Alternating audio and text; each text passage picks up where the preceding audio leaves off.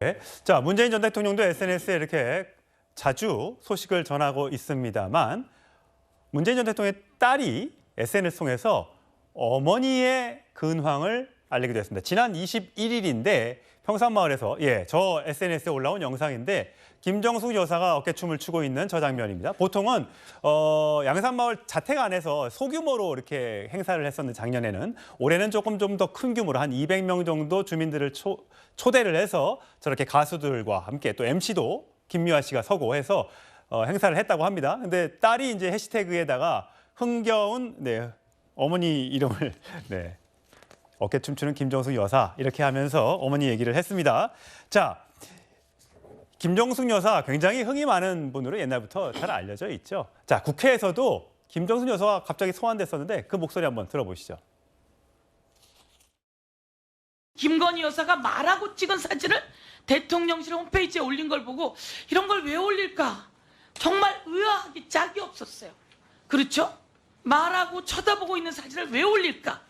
여사대로 외교 활동을 때로는 공개, 때로는 비공개로 활동을 많이 하면서 국익에 도움되는 행위를 하신 걸로 알고 있습니다. 일부의 폄훼해서 말씀하시는 거는 국무위원 입장에서 듣기는 상당히 불편하다. 터질 잡을 일이 아니라고 생각이 들거든요. 예산 낭비한 것처럼 탓하고 하니까 제가 좀 당황스럽게까지 해요. 참 딱하다는 생각도 들고요. 무슨 버킷리스트 논란을 빚은 것도 아니고 여기를 따로 불러가고 앙코르와트를 간 것도 아니고 사치스러운 옷을 입은 것도 아니고 말이죠.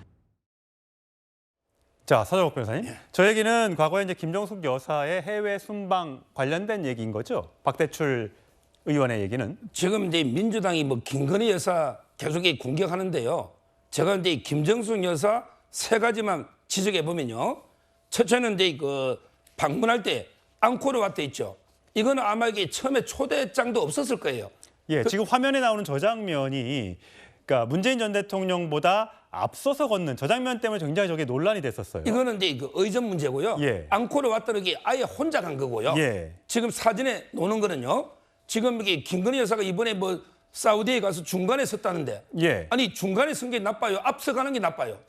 오히려 이게 앞서가잖아요. 의전 서열 1위입니다. 이게 저는 의전도 문제고요.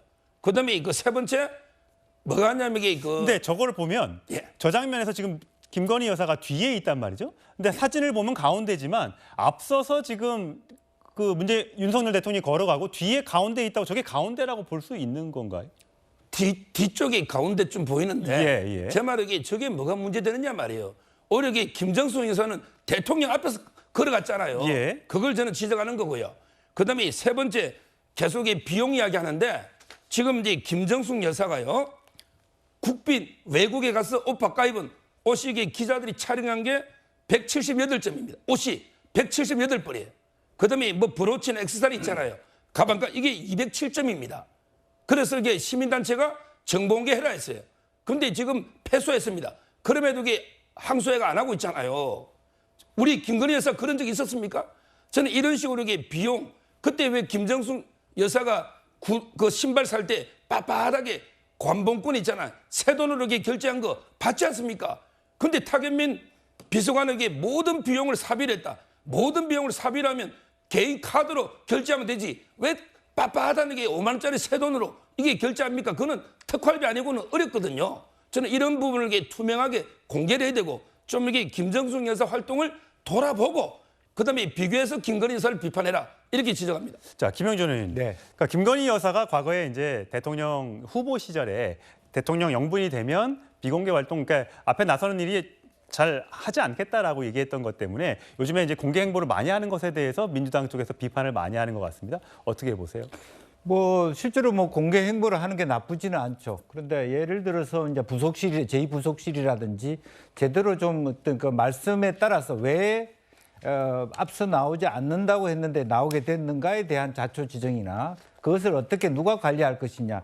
이번에도 오전 비서관 문제가 됐습니다. 그분이 사실은 제2부속실장 같은 역할도 겸한 그런 분 같았습니다. 그런 부분들이 자꾸 생기니까 실제로 어전 비서관은 외교관 출신도 아니고 그러니까 문제가 더 된다 이렇게 보는 부분이 있고요.